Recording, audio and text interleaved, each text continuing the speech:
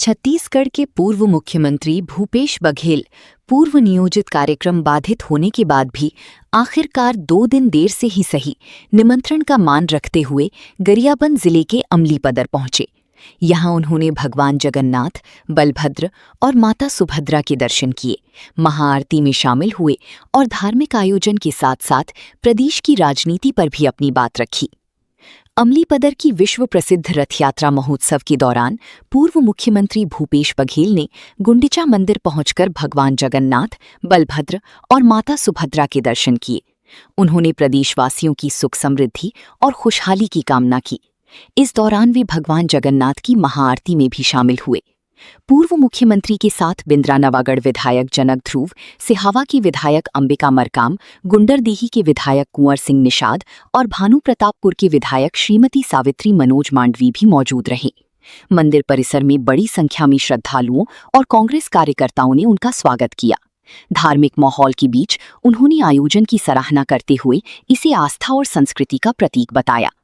दौरे के दौरान अंतर्राष्ट्रीय कथावाचक पंडित युवराज पांडे की सुरक्षा का मुद्दा भी उठा। इस विषय पर पूर्व मुख्यमंत्री ने कहा कि यदि किसी धार्मिक या सामाजिक व्यक्तित्व को सुरक्षा की आवश्यकता है तो सरकार को गंभीरता से विचार करना चाहिए और आवश्यक कदम उठाने चाहिए। मीडिया से चर्चा के दौरान भूपेश बघेल ने दिल्ली के जैन जी की जीत का उल्लेख करते हुए इसे जनता का स्पष्ट संदेश बताया।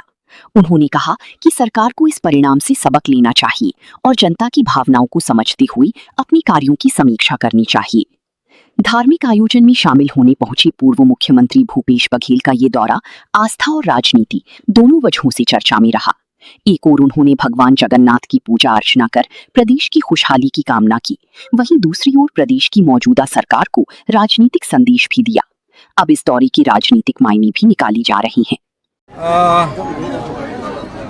जगन्नाथ यात्रा तो पूरे विश्व में प्रसिद्ध है। पुरी की यात्रा तो बहुत किस्मत वालों को मिलता है। हम लोग अमलीपदर में भगवान जगन्नाथ की जो यात्रा निकलती है उसमें हम लोग भागीदार बनते हैं। वैसे छत्तीसगढ़ में अनेक स्थानों पर जिला स्तर में, ब्लॉक स्तर में आप देखेंगे गांव में भगवान जगन्नाथ विराजे हुए हैं। तो एक सांस्कृतिक धार्मिक संबंध उड़ीसा और छत्तीसगढ़ का रहा है। तो उसी कड़ी में यहाँ भी यात्रा निकाली गई, बिल्कुल जैसे पुरी में निकलता है उसी प्रकार से अमलीपदर में निकलता है। वैसे महाराज जी का आग्रह निमंत्रण हर साल मिलता है।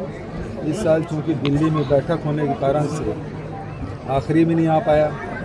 16 तारीख विधानसभा था, लगा 4 दिन का सत्र था और बहुत सारे विषय थे, किसानों के, मजदूरों के, गरीबों के जो घर उजाड़े, वो सारे मुद्दे, कानून व्यवस्था के मुद्दे को लेकर, अविश्वास प्रस्ताव को लेकर हम लोगों को सारी तैयारी करनी थी।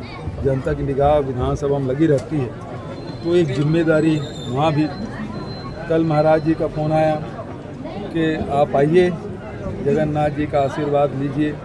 उनका आग्रह टालते बनता नहीं, क्योंकि बहुत स्नेह, अपार स्नेह महाराज जी का हम लोगों का।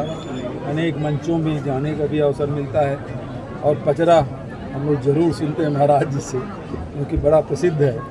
चाहे वो गुजरात हो, मध्य प्रदेश हो, जहाँ भी जाओ, भले भाषा ना समझें लेकिन महाराज के जो भाव भंगिमा है